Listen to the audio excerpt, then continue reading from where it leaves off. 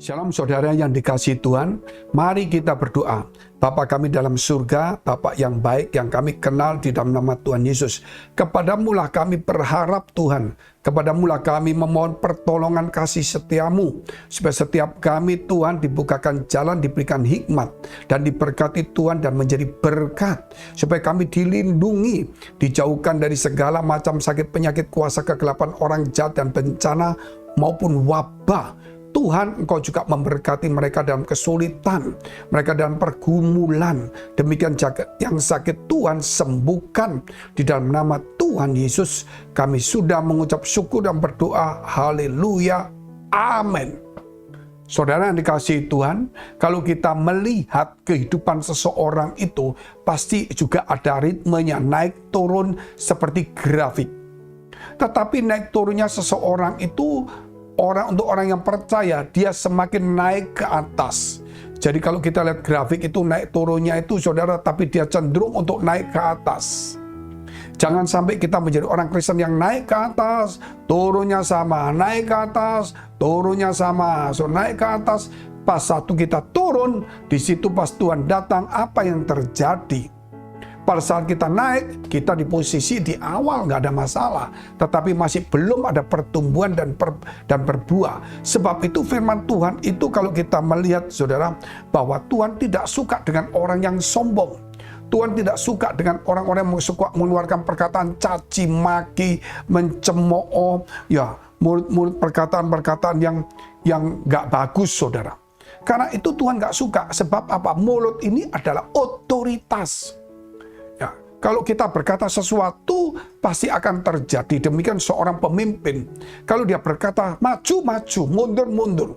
Saudara, berarti mulut ini penuh kuasa, ada kuasa otoritas.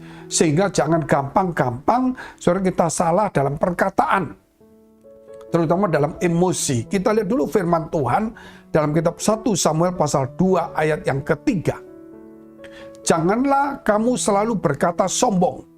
Janganlah caci maki keluar dari mulutmu. Karena Tuhan itu Allah yang maha tahu. Dan oleh Dia perbuatan-perbuatan diuji.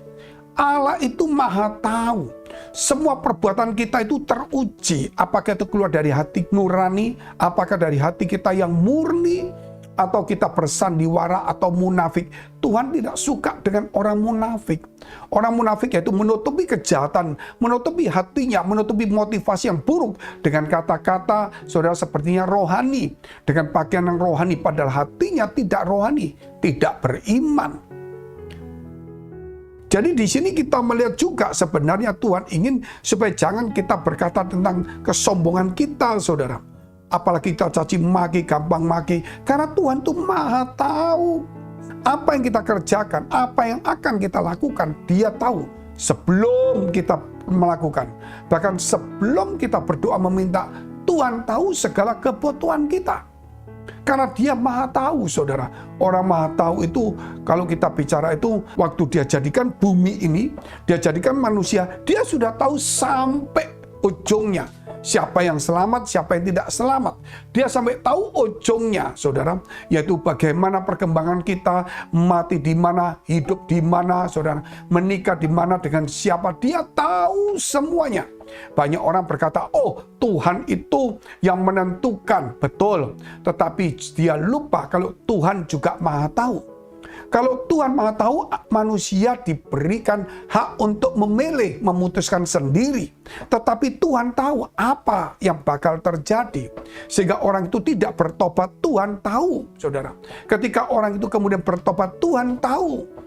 Sehingga Tuhan maha tahu itu, saudara, harus juga dicampur dengan Tuhan menentukan. Supaya jangan sampai kita bilang, aku miskin, aku mati, aku susah, nggak percaya, karena Tuhan tentukan.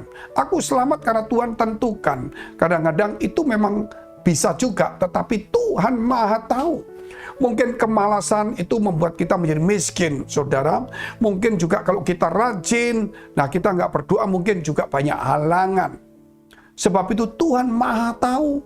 Nah, kan kita tahu Tuhan maha kasih. Mari kita datang kepada Tuhan. Ketika kita dalam kesulitan, kita datang kepada Tuhan. Tuhan maha tahu bahwa kamu akan mengalami celaka, kesulitan. Maka dikirimlah firman Tuhan. melalui gereja. Sebab itu kita perlu ke gereja. Kita juga perlu mendengar firman Allah, supaya ketika kita mendengar firman Allah, kita membuka hati kita. Kita datang kepada Tuhan. Tuhan ingin meluputkan kita karena Dia Maha Tahu. Kalau enggak, kita akan terperosok. Akhirnya saudara kita tidak terperosok. Dan kemudian Tuhan memberkati kita. Ini Tuhan menentukan berkatnya itu. Tuhan menentukan berkatnya. Karena apa saudara? Karena kita hidup di dalam firman Allah. Ketika kita diselamatkan juga sama, karena kita percaya Yesus, maka Tuhan menentukan. Tetapi juga kita harus tahu bahwa Tuhan Maha Tahu siapa yang akan selamat dan tidak selamat. Tuhan tahu juga masa depan kita. Kita lihat dulu ayat yang keempat. Busur pada pahlawan telah patah, tetapi orang-orang yang terhuyung-huyung, pinggangnya berikatkan kekuatan. Jadi kalau kita melihat seorang pahlawan yang di luar Tuhan, seperti Goliat yang hebat, saudara, dikatakan bahwa busurnya telah patah, kekuatannya itu sudah hilang. Walaupun seorang yang hebat, karena Tuhan tidak berpihak pada dia. Tapi kita yang terhuyung-huyung, saudara, yang rasanya kita nggak mampu, rasanya kita nggak bisa mengalahkannya, tapi ketika kita mengandalkan Tuhan, maka dikatakan kita berikatkan kekuatan. Kekuatan. Walaupun kita sempoyongan, walaupun kita lemah, tapi begitu Tuhan beri kekuatan. Sama seperti Simpson, saudara, yang tiba-tiba menjadi kuat luar biasa. Sehingga, saudara, dia bisa membongkar pintu gerbang kota. Bahkan membawanya naik ke atas bukit, itu nggak main-main. Dan itulah satu kekuatan, dan itulah satu kebenaran. Jikalau kita mengandalkan Tuhan, saudara. Kita lihat sekarang ayat yang ke-6. Tuhan mematikan dan menghidupkan. Ia menurunkan ke dalam dunia orang mati dan mengangkat dari sana. Kita lihat firman ini luar biasa. Tuhan mematikan dan menghidupkan.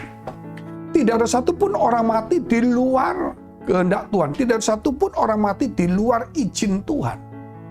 Dan kalau kita melihat bagaimana Lazarus dibangkitkan, bagaimana orang-orang dibangkitkan, itu Tuhan membangkitkannya. Karena tidak ada mustahil bagi Tuhan. Persoalan masalah kita, saudara, tidak separah orang mati. Kalau orang mati sudah tidak ada harapan.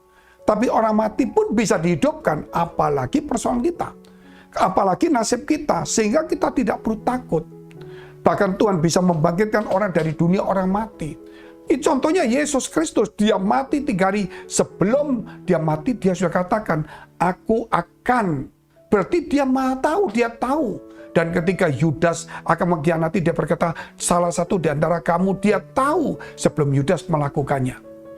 Dan kemudian dia tahu kalau dia akan bangkit, dia bicara. Sehingga kemudian dia bisa bangkit sendiri. Itulah Tuhan kita, saudara.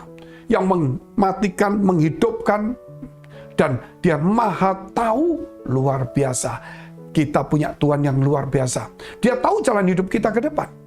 Kita tahu kapan kita mati, saudara. Tetapi Tuhan ingin supaya kita hidup, terutama hidup di dalam kebenaran. Jangan hidup di dalam dosa. Sebab kebenaran akan melahirkan, saudara, damai sejahtera, kasih, dan berkat-berkat jasmani dan rohani. Mari kita berdoa. Terima kasih Tuhan, di dalam nama Tuhan Yesus, memberkati kami semua, melindungi kami semuanya. Bahkan saudara, jika engkau dalam pergumulan, dalam masalah persoalan tantangan, dekapkan kedua tanganmu di dadamu. Engkau yang sakit, tumpangkan tangan bagian sakit. Percayalah di dalam nama Yesus. Tuhan menghidupkan, Tuhan mematikan. Tuhan Maha Tahu. Di dalam nama Yesus Kristus. Supaya engkau menjadi sembuh dan dipulihkan dan diberkati. Dalam nama Yesus. Haleluya. Amin. Jika saudara masih membutuhkan pelayanan doa dan konseling, silakan hubungi nomor tertera. Tuhan Yesus memberkati.